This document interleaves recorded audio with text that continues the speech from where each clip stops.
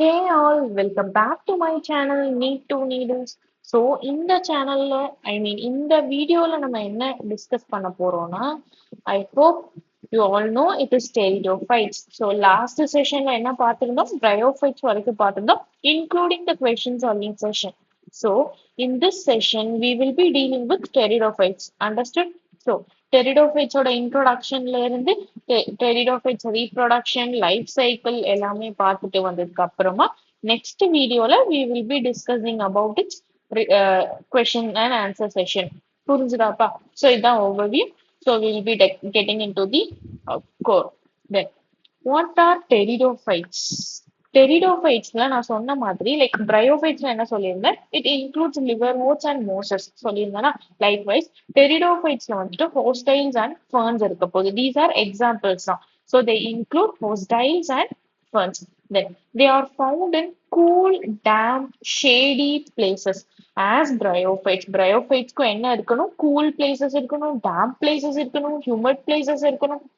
Like இது எல்லாமே what ஈரப்பதம் இருக்கிற ஒரு ஸ்பேஸ்ல தான் வந்துட்டு இந்த டெரிடோஃபைட்ஸ் அப்படிங்கிற ஒரு பிளான்ட் ஃபேமிலி நமக்கு சர்வைவ் ஆக முடியும். ஷேடி பிளேசஸா இருக்கணும், ஈரப்பதம் இருக்கிற டேம்ப் பிளேசஸா இருக்கணும், கூல் ஏரியாஸ் இருக்கணும். Understood? Then coming to next point, it some species like ஹாஸ்டைலுங்கிறது ஒரு ஸ்பீஷி ஆஃப் டெரிடோஃபைட்ஸ், ஃபர்னுங்கிறது இன்னொரு ஸ்பீஷி ஆஃப் டெரிடோஃபைட். அது மாதிரி some species will be flourishing well under the sandy soil condition. புரிஞ்சுதா? sandy soil conditionல some species may flourish well. Then evolutionarily they are the first terrestrial plants to possess vascular tissues. So terrestrial plants அப்படின்னா என்ன? They can live in what? Live in land.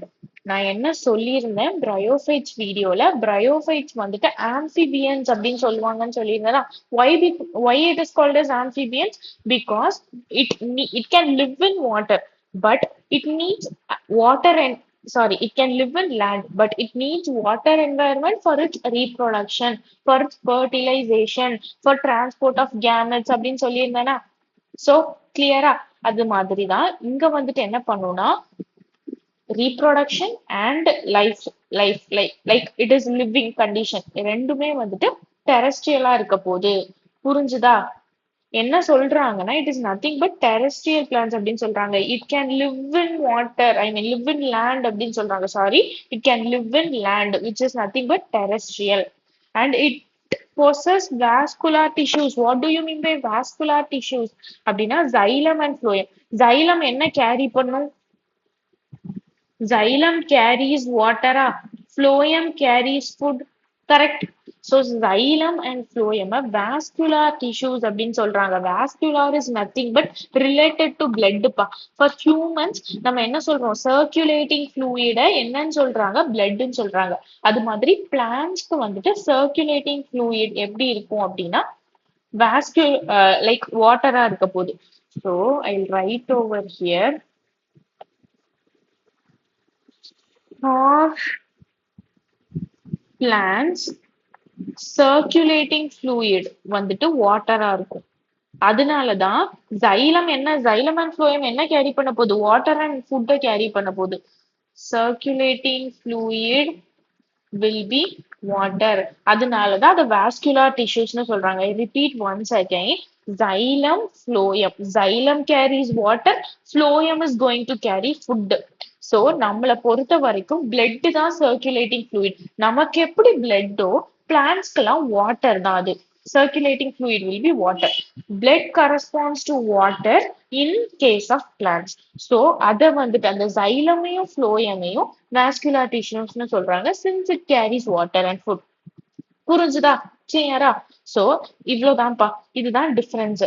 So bryophytes is called amphibian because it can live in land and it needs water for its reproduction. So pteridophytes வந்துட்டு they can completely live in land. அதுலயே வந்துட்டு reproduction landலயே perform பண்ண முடியும். புரிஞ்சுதா?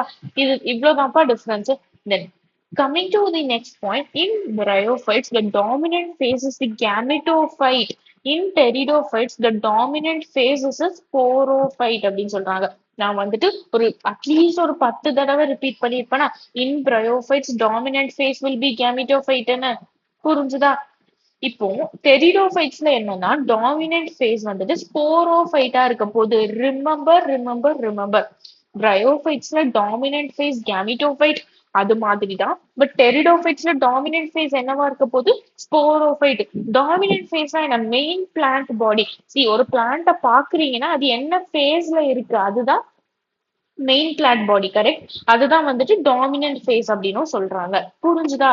So ஸ்போரோஃபைட்டுங்கிறது அதுதான். It is differentiated into true roots, true stems and leaves.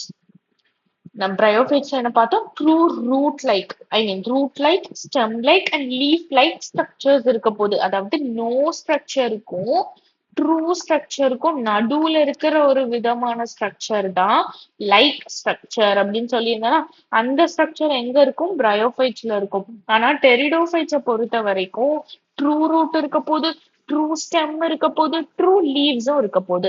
These organs have well differentiated vascular tissues. நான் சொன்ன மாதிரி வாஸ்குலார் டிஷ்யூஸ்னா என்ன? xylem and phloem, because it carries water and food, which is the circulating substance in case of plants.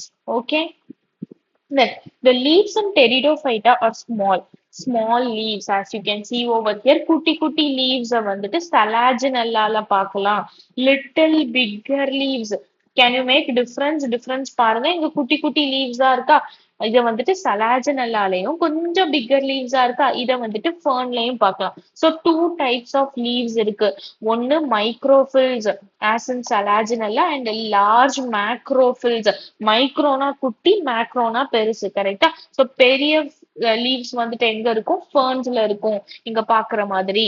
And குட்டி leaves வந்துட்டு எங்க இருக்கும்? சலாஜினல்லால இருக்கும். புரிஞ்சுதாப்பா?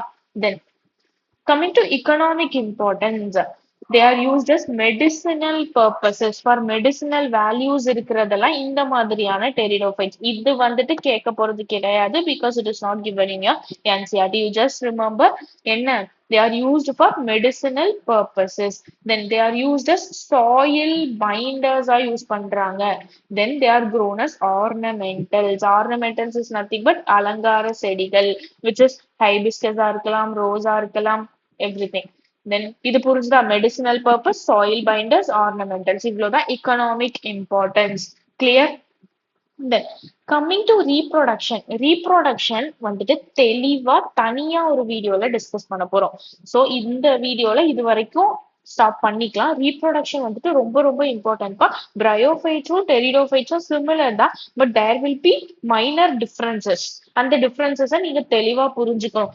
And like sporangia, sporophyll, இந்த மாதிரியான டேர்ம்ஸும் நீங்க புரிஞ்சுக்கணும். So I will be dealing this topic separately in an another video. புரிஞ்சுதா? தென் ரீப்ரொடக்ஷனுக்கு ஒரு video and also question solving செஷனுக்கு அதர் வீடியோஸ். ஸோ 3 வீடியோஸ்ல டெரிடோஃபைட்ஸை கம்ப்ளீட் பண்ண போறோம். Okay, so until then, revise this chapter. Okay, support our channel, subscribe our videos, like our videos, இதெல்லாம் பண்ணுங்க. So that இது வந்துட்டு எங்களுக்கு ஒரு மோட்டிவேஷனா இருக்கும். We will post many other videos like this. Okay வா? புரிஞ்சுதா? So okay பா, thank you. Bye bye.